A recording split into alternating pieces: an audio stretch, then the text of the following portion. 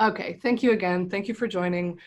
We are recording this session and the video and slides will be available after the fact, as I mentioned, and we have a chat Q&A running in the background as well. So to get started, my name is Stacey Gray. I'm just going to briefly say a word about FPF's privacy legislation series. Our goal in this series is to provide pragmatic resources to legislative staff, but also any other public policy experts who might be new to privacy and working on federal and state privacy legislation.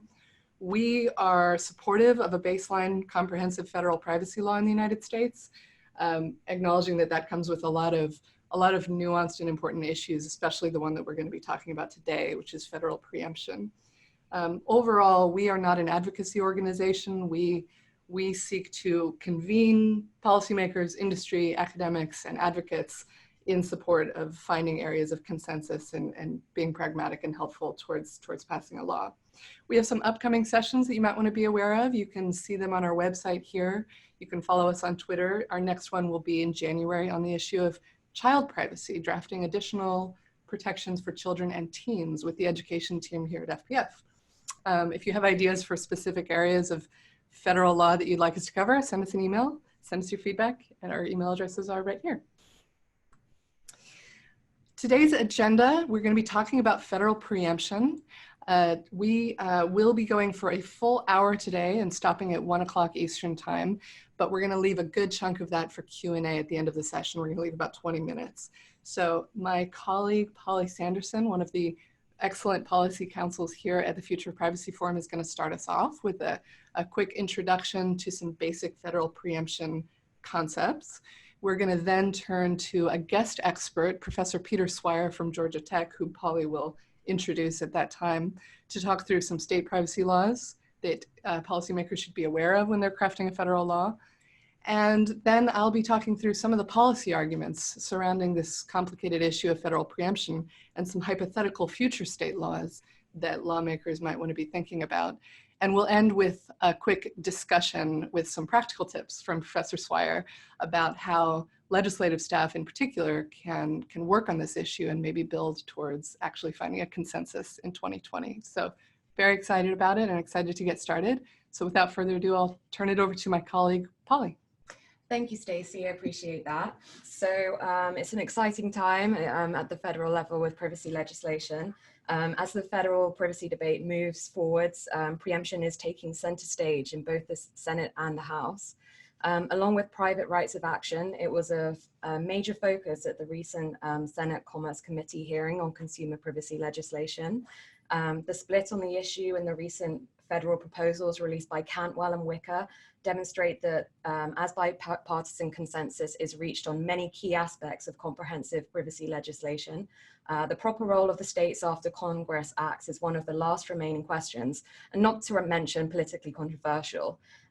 With industry in favor of preemptive provisions to promote uniformity, harmonization, and international interoperability, those in favor of preemption generally condition their support for it upon the assumption that federal legislation creates a strong federal framework that will safeguard consumers' privacy. And then privacy advocates, on the other hand, generally argue against preemption. In particular, they note that a federal omnibus law would prove difficult to amend and would have negative effects on policy experimentation at the state level. They note that states are more nimble, more responsive to new threats and rapid developments in technology, and the specific needs of their constituents. However, although frequently presented as a binary choice between preemption and no preemption, in truth, preemption can take a number of forms, and there's great flexibility in the extent to which federal preemption could have preemptive effect. So, what is preemption? The foundation of the doctrine of federal preemption is found in the Supremacy Clause of the US Constitution, which declares federal law as the supreme law of the land. Accordingly, federal law can supersede conflicting state laws and even state constitutions. Usually, Congress chooses to preempt state laws when the subject matter is of unique federal concern. For example, in creating a comprehensive regulatory environment for major industries that cross state lines, like airline safety, banking, or drugs and medical devices. As a result, one modern scholar has called preemption the issue of constitutional law that most directly impacts everyday life. So here we've broken down preemption into its taxonomic structure to give you a visual demonstration. So whether and how to preempt state laws is a complex task. It necessarily involves consideration of principles of federalism, political ideology, the quality of the legislation at hand, the value of individual privacy interests and necessary consumer protections must be balanced against other policy objectives, such as free speech, the interests of the national economy, trade obligations, and interstate and international competition. So express preemption refers to the existence of an express provision in legislation that states congressional intent. Courts are increasingly unwilling to look beyond statutory text to discern congressional intent. So any drop of preemptive language contained in a statute is likely to have a large preemptive effect. Even if legislators do not draft a preemptive provision, it will still likely have preemptive effect through implied preemptive analysis. So the two types of implied preemption are field preemption and implied preemption. Field preemption occurs when Congress has created a pervasive scheme of federal regulation that implicitly precludes state regulation, or where federal law concerns a field in which the federal interest is so dominant that the federal system will be assumed to preclude enforcement of state laws on the same subject. So there are many examples of this, including alien registration, nuclear safety, aircraft noise, or locomotive equipment. In an area as broad as information privacy, which touches upon many existing laws, field preemption would probably be inappropriate. But conflict preemption, on the other hand, occurs when it's physically impossible to comply with both the federal law and the state law. So for instance, when state law creates a major obstacle to complying with the objectives of the federal law.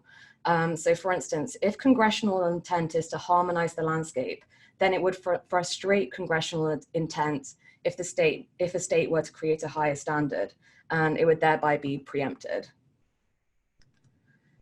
So as you can see from this slide, which contains existing laws, as a practical matter, preemption is incredibly complex in the context of information privacy law due to the interplay of federal, sectoral privacy laws, state and local privacy regulations, and a wide range of other federal and state laws that touch upon privacy. Notably, preemption is not the norm of most of our existing sectoral privacy laws, with a couple of notable examples. In COPPA, preemption was included as part of the bipartisan negotiation. With the FACRA reforms came an interesting innovation in preemption. Rather than preempting the entire subject matter, preemption was narrowed in some areas to required conduct. So this provides a potential mechanism to limit the preemptive effect by creating regulatory ceilings in specific areas above which the states would not be able to create higher standards, while retaining their ability to innovate on the general subject matter at issue. At the end of this webinar, we'll talk more about some policy arguments for or against various types of preemption. With the CAN-SPAM legislation, which established the United States' first national standards for the sending of commercial emails. This contains a preemptive provision, but the thing to note here is the narrowness of the preemptive effect compared to an omnibus information privacy law. So none of the laws listed here are as comprehensive as an omnibus data privacy law, which by nature would govern all types of personal information, applying to a very wide range of sectors and different kinds of technologies or online products and services. So with that in mind, legislative clarity will be essential. Which brings me on to legislative drafting. You can see here on the slide an example of some preemptive language from a recent discussion draft by Wicker, and some common legislative language as apparent from a recent report, which will be linked at the end of this presentation. So the language of related to adopted by the Wicker discussion draft is commonly interpreted by the courts as very expansively, so as to create broadly preemptive regulatory ceilings. Covered by is considered to be less restrictive. Reference to preemption of requirements is interpreted by courts as broadly including the preemption of state common law duties. Therefore, as currently worded, the Wicker discussion draft would seem to have the effect of preempting state common laws such as contract law, tort law that touch upon data privacy or security, to name a few. However, Professor Swire has previously stated that most people would presumably agree that it makes sense to maintain the background common law and statutes of broad topics such as torts and contract. So this brings me on to our fabulous guest for today. We're very fortunate to be joined by Professor Peter Swire, who's been a leading privacy and cyber scholar since the rise of the internet in the 1990s, and who was a senior fellow with the Future of Privacy Forum. At the beginning of the year, Professor Swire had a two-part article published by the IAPP, which explores the practical complexities of preemption in the context of information privacy law. Big welcome to Professor Swire. Thank you, Polly and Stacey. And so, as you saw from the background, I've worked with the Hill extensively. I've worked as a government official on these issues and tried to do interagency clearance to try to help with these sorts of hard problems. And the role I'm trying to play here is not to say what the right answer is. I've been around these privacy laws for about 25 years of working on it. And I'm trying to be, in my writings back in January and in the work we're doing now, to be as close to neutral as possible in the scope of preemption, acting more like a technical advisor. So to help members and staff achieve the outcome you prefer. You know, do you want this preempted or not? If you do or don't, that's not the decision I'm making, just trying to show what the implications are if you do it. I'd like to point out, even though I work with a law firm, I have no clients on federal privacy legislation, and I've not taken any public position on the provisions in the bills. I've stayed out of it. I'm trying to help on preemption. Next slide, please. The first thing to realize, and this comes from part from my writing a textbook that gets updated every couple of years about US privacy law, is that there are very many state privacy laws. And fortunately, there's a low-cost way to do that. Robert Ellis Smith for years put together a compilation of state privacy laws. He's passed away, so it hasn't been updated to the last minute, but for less than $10, you can get those and download them. And when you do that, I think you'll start to see there really are a lot of laws that are privacy laws, and then you can start thinking about, is this something to keep or something that should be preempted because of the arguments for business regularity. Here's an example. In the last 10 years or so, quite a few states have passed laws that prohibit an employer from requiring the employee to give up a social media password. So in those states, you go in for a job interview, you get interviewed, and before you get the job or as a condition of starting work, they say, give us your Facebook password and your other passwords. And that's something the states have decided they don't think is a good idea. States have prohibited that. Another thing that you might not have thought about is that there's a whole bunch of state laws that restrict the display and disclosure of social security numbers, including by companies. You know, these could be preempted, and then the current restrictions on showing social security numbers would go away. A next area where there's a tremendous amount of state law is for student privacy, and including the things that companies who market to students can do or can't do in the public schools. So there's Future Privacy Forum has a big set of work on student privacy, and you can see what the laws are there. Last one is there's state caller ID and telephone marketing laws to supplement what the federal laws have. Next slide, please. Next slide. Hello. So a first part is to realize how much state contract, tort, and property law there is. So contracts are used in many ways to protect privacy. In HIPAA, we have covered entities like hospitals. They have business associates who work with them. And there's a contract which exists under state law typically that's going to guide whether there's going to be enforcement of the privacy and security terms in the contract. And so if you read preemption too broadly, these privacy protections built into contracts might not be something that state law can enforce. Similarly for torts, if you went to law school, you probably at some point saw Prosser's for traditional privacy torts. One of them, for instance, is, you know, if you're LeBron James and you want to sue because somebody's using your picture without your permission, that's considered a state privacy tort. And so those laws could be disrupted if the language is broad. Something like a trespass, whether people entering the house could be seen as a privacy regulation. Also, identity fraud is a criminal act. And so there's a lot of state law in the background. And you should be thoughtful about, yes, we want to keep this in place, or no, we really do want to preempt it. Next slide, please. One of the related things is that there's laws in many states of general application. So fraud is illegal in every state, as it is under the federal law. Now, there's a bunch of identity fraud statutes that states have that have criminal penalties, that have other provisions. And if the preemption's read broadly, then these state identity theft protections would be repealed and would not have an effect anymore. A related point is that all 50 states have what are called UDAP laws. These are the unfair and deceptive acts. And deceptive acts generally in the sale of an automobile or something are covered by these UDAP laws. So there's many non-privacy ways to act deceptively. But they've also been used as a deceptive trade practice if a company breaks its privacy promise. So would this be, preemption would mean that the deception in a privacy setting is no longer allowed? Or would it even go further and say, since UDAP is used for privacy, the laws are repealed generally? I don't think the latter is what anybody intends, but how you draft things can make a difference in how this turns out to be looked at by the courts. Next slide, please. So one of the things over time, because there's literally hundreds and hundreds of state laws affecting privacy, we're going to have a lot of gray areas, a lot of different conduct where it will be unclear after the statute is passed whether it's preempted or not. Now, the usual way you can do that is you can go to federal court and somebody sues in the district court in one state and somebody sues in the district court in another state, and one judge says it's preempted and another judge says it's not preempted. This creates business uncertainty. Litigation like this can take years. You're lucky if you're done in 2 years. And so companies wouldn't know whether they're subject to state laws because the time it takes to look at all these hundreds of laws will be so great. Now, what happened in HIPAA, and I was the White House coordinator when the HIPAA rule was written, and what happened in COPPA is that the system realized that it's good to clarify what's preempted and what's not preempted.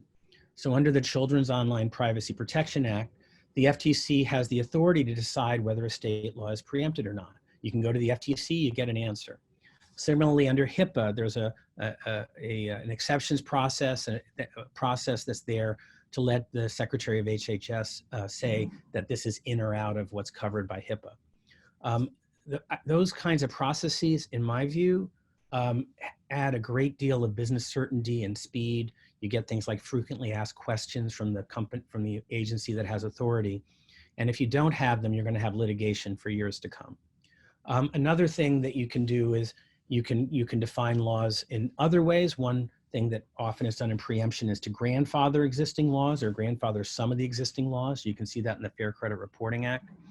Another thing, as I understand, is using the Clean Water Act as a strategy where California happened to be out in front on clean water, so states can decide to follow either the California approach or the federal approach.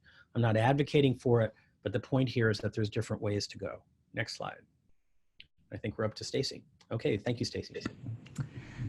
Thanks, Peter. That was a really excellent overview of all of the state laws that policymakers are going to have to consider as they draft a federal law. I just want to speak briefly before we turn back to you for some discussion and then start taking questions on some of the policy arguments surrounding this debate. First, I think it's worth noting some of the policy arguments in support of a federal law being broadly preemptive or at least preemptive to a certain extent. The most important is the nature of the modern digital economy, of course. When you visit a website or use a connected device, your data may be sent to, bounced around on servers all over the place, nationally, internationally. And it's the nature of modern data flows that they are inherently cross-border and cross-state lines. You can also see, that the political reality is that the push for at least some degree of federal preemption is from the business community and is behind much of the current momentum in Congress, right? So you commonly see these arguments made from within industry, particularly from trade associations and groups that represent small business interests, because the compliance costs can be uniquely high. This is a chart from 2017 from a research institute showing the compliance costs related to just US state laws. And And this is, I think, a real and valid concern, particularly for small businesses. And some of the practical considerations here are that it may be wise to avoid inconsistent state regulations if it's an area where there's a high cost to compliance without any sort of balancing serious policy payoff. And a good example of that is data breach notification laws, which every state has, but maybe slightly differently defined in each state. And there is plenty of research out there if you want to go find it on the compliance costs related to companies complying with all of these different laws. Another practical consideration is that it's probably wise for us to develop and establish uniform federal field definitions. That can be a way to lower compliance costs. It can be particularly challenging in the privacy space to be working with different definitions, different core definitions of what it means for data to be personal information, what it means for data to be de-identified. This is a major topic of compliance concern. What does a transfer sale mean? What does a collecting data mean? These are some definitions that we might be able to get some consensus on and uniformity at a federal level. Of course, there are, as I think you've seen with some of the content Professor Swire presented, very good policy arguments against a too broadly preemptive federal law.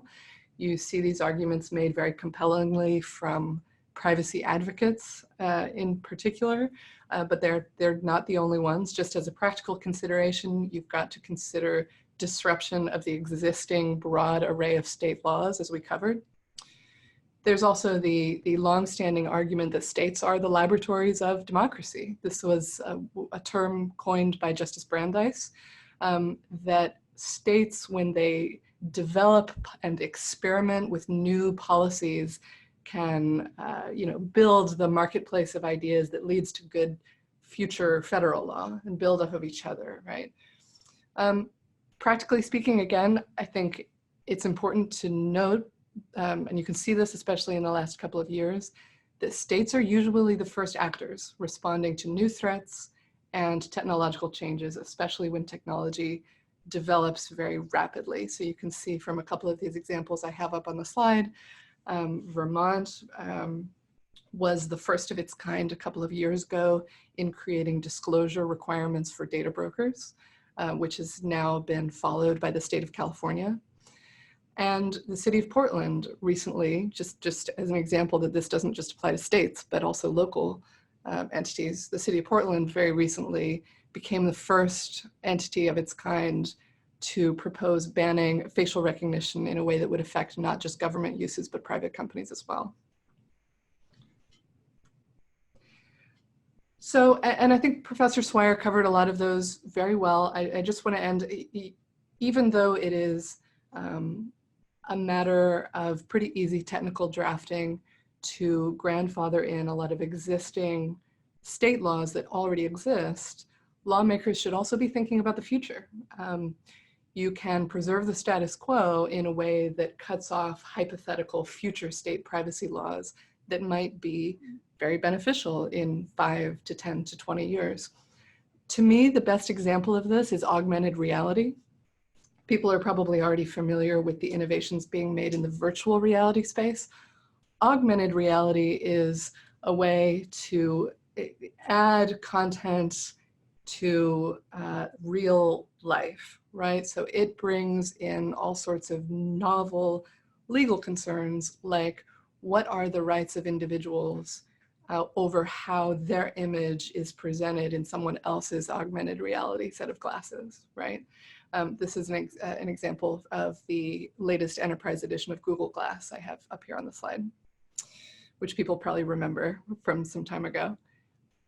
Also, we might want to think about the role that states might play in the event of a future public health crisis. Following the HIV epidemic in the 80s and 90s, many states passed disclosure laws related to the disclosure of sensitive information. This might go the other way as well. You might want to enable disclosure in order to respond to a public health crisis, right? And in this kind of situation, a public health crisis might be too fast moving for federal entities to respond. We also see states very active in evolving regulations around local uses of drones. And of course, smart cities and smart communities regulations are constantly in flux and implicate a uniquely local character to privacy law. So I'll end there, and we want to leave you with a little bit of discussion with Professor Swire and some practical tips on how we might build towards a consensus. Thanks, Stacey. Well, preemption, certainly if you read the press, can seem like it's a zero-sum issue. So some privacy advocates want no preemption at all, let the states experiment. Some business supporters want maximum preemption, let's have one standard and that's it. And in that kind of mindset, if one side wins, then the other side loses. And the suggestion that I've been talking to the FPF folks about this, suggestion is to have a process that's worked before in Congress when you have one of these hard issues. And it's to find the places where people actually agree. Next slide. Next slide, please. Oh, there we go. I've worked on the Foreign Intelligence Surveillance Act, which became law back after Watergate in 1978. And there was bipartisan support for some new limits in those days on national security wiretaps. By the way, this might be coming back to Congress, some of these issues soon. For national security reasons, the government wasn't going to say exactly what it was doing or what it wasn't doing when it came to this national security surveillance. So how the heck were they going to get the members and the staff to figure out what to do? And the solution, and here's the key point in boldface, is to develop multiple hypotheticals. Here's a case study. Okay, senators, okay, members, what do you think about this? Would this rule apply? Would this rule apply? And they had the staff and the members of Congress who were working on it consider what they wanted out of those hypotheticals. And then once they knew we want X, Y, and Z, but we don't want A, B, and C, once they knew that, then they could go to legislative council and draft the text. And that's actually what happened, and FISA became a law. Next. So here's a way, for instance, an exercise that you could be involved in, and we may develop some lists of this, or you can look at the book that's online that has all the state laws. You know, you could take 20 current state laws related to privacy and cybersecurity and have it be a quiz maybe, or, you know, something that maybe minority and majority sit down separately and write it out and list which ones of these state laws should remain in place. So if you think traditional state privacy tort should stay in tort law, if you think identity theft should stay in criminal law, then you say, yes, that should continue in place. And then, you know, you get together with people from a different political background or a different perspective. And for the consensus items, now you can go to legislative council and say, look, here's this 3 or 5 or 15 out of the 20 where we actually came up with the same answer. There's some we didn't come up with the same answer. Maybe you don't agree on the California Consumer Privacy Act, but there's a lot of them where there is consensus, and then you can go try to draft for that.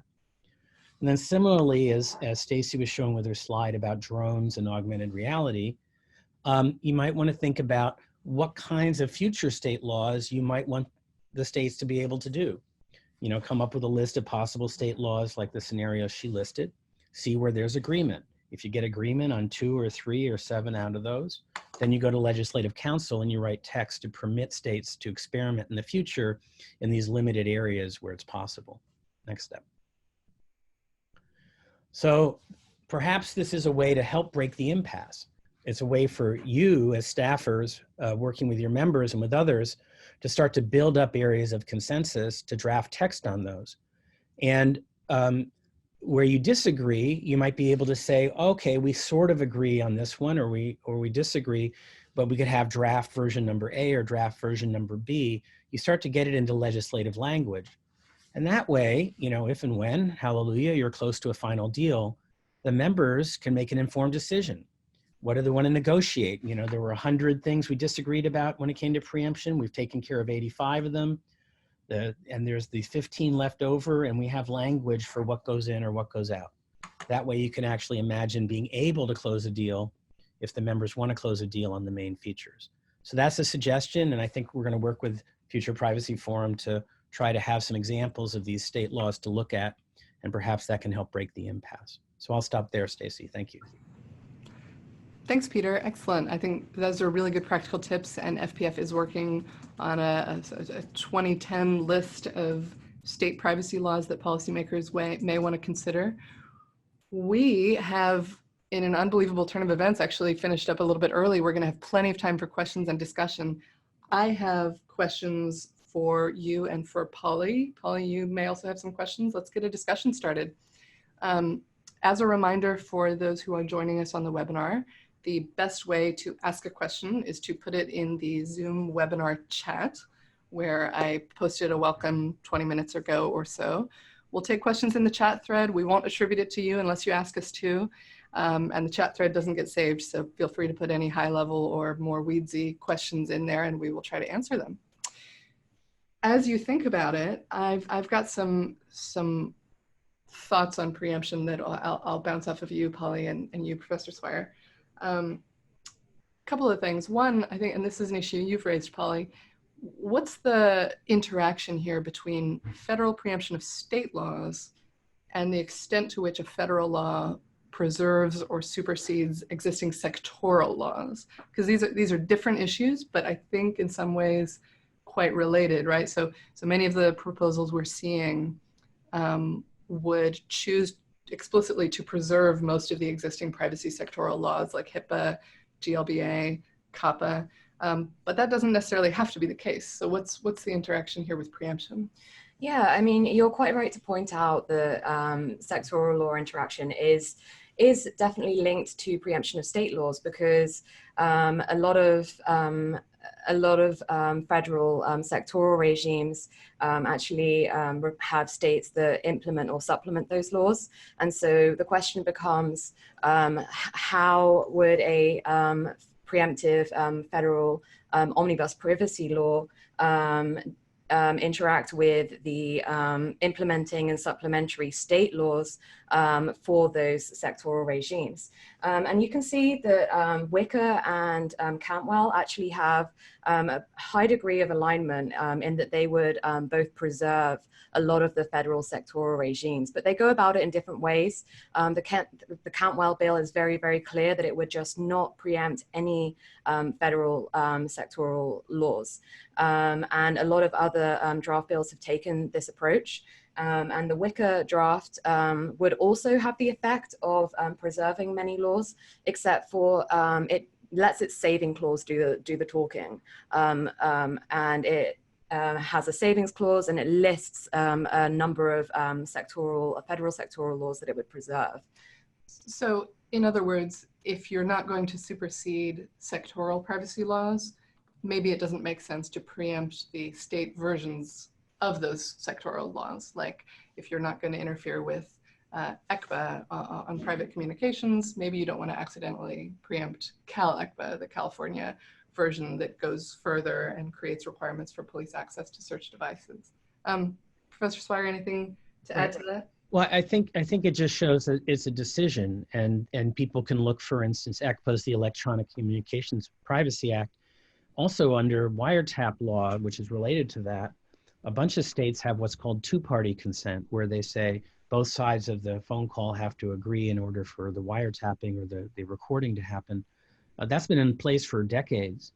And if you have a broad preemption, maybe the state laws get taken away after all those years. That's a decision you might decide to take, or you might decide to respect or grandfather the existing state wiretap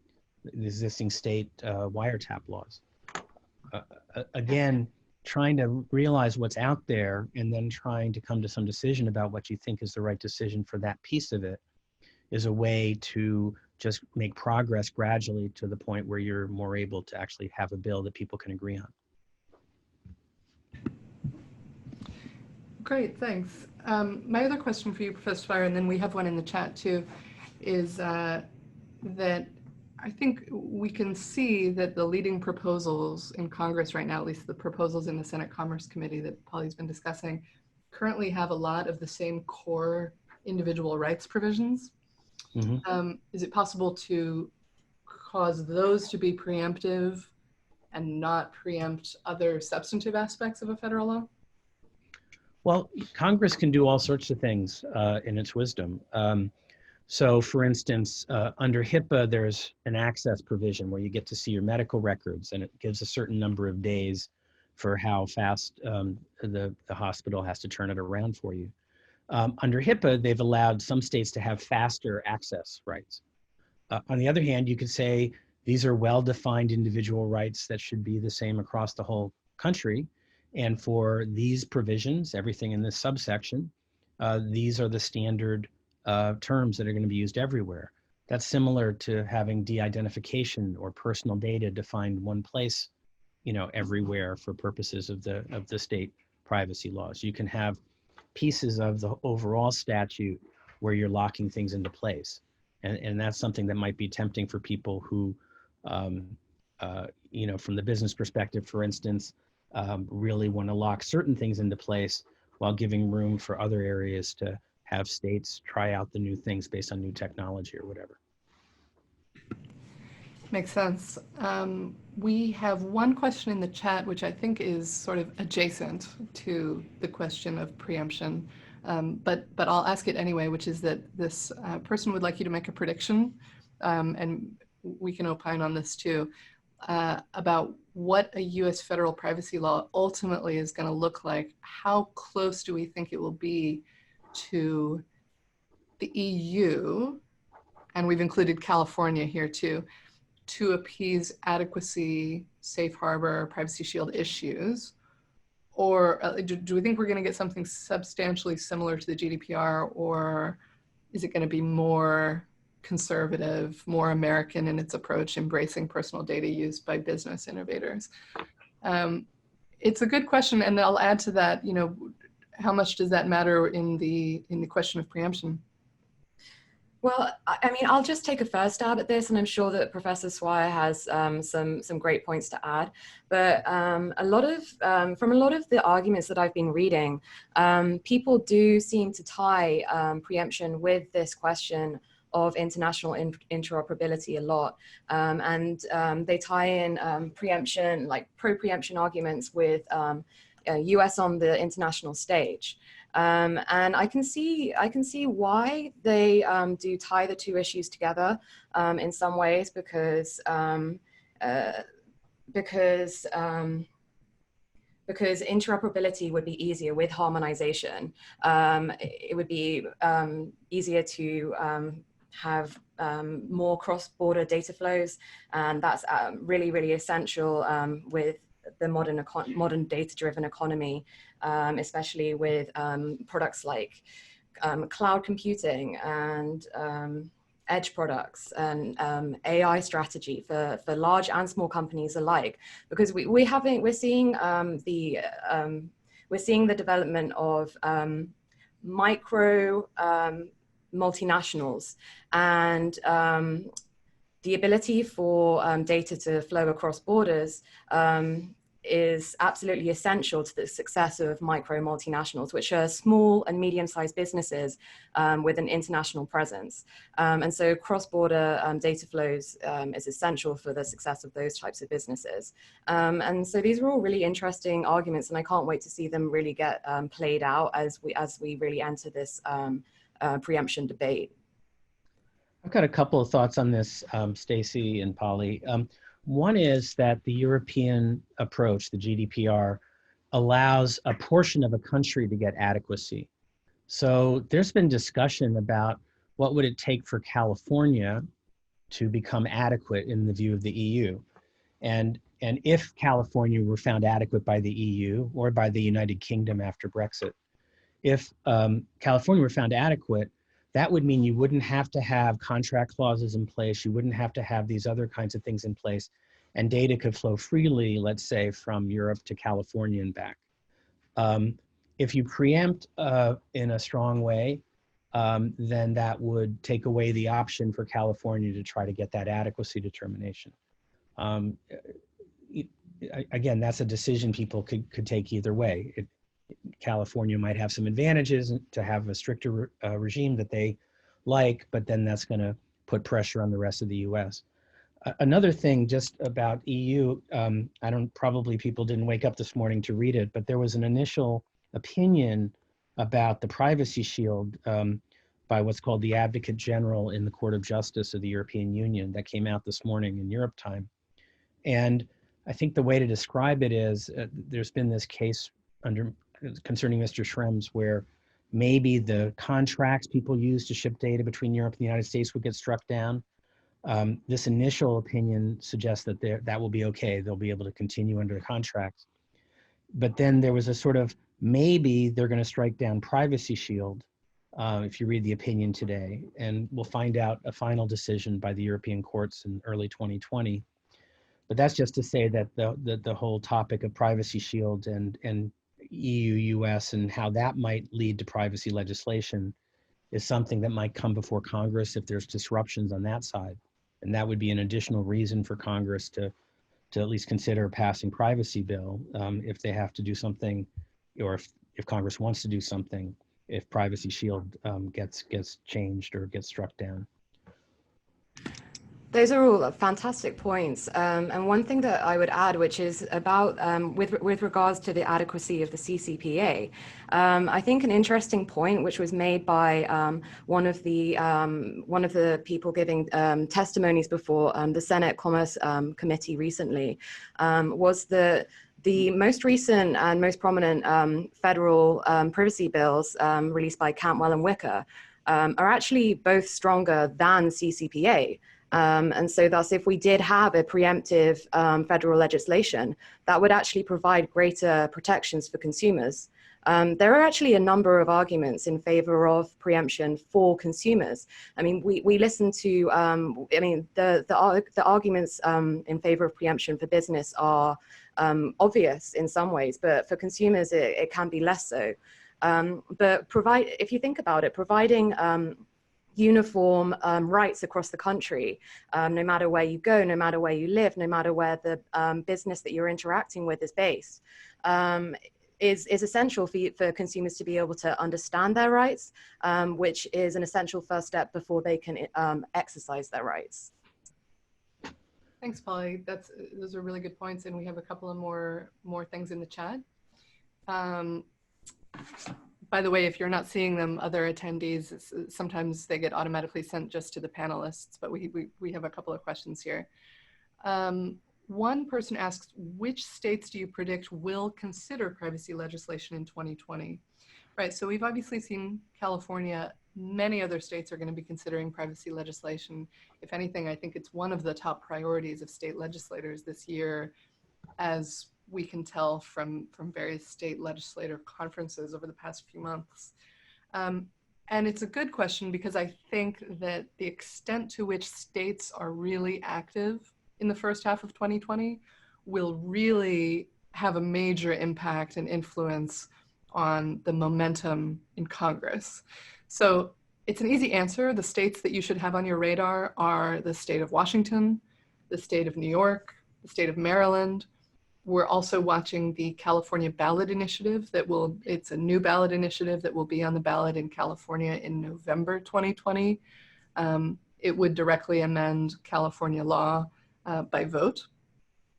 But many other states are going to be considering it as well. And I think, some states like Washington and New York have large, well-resourced professional legislatures who are getting significant input from advocates and from industry. So that's the reason why we see, for example, last year, the draft Washington Privacy Act came very close to passing and will likely be teed up again in January.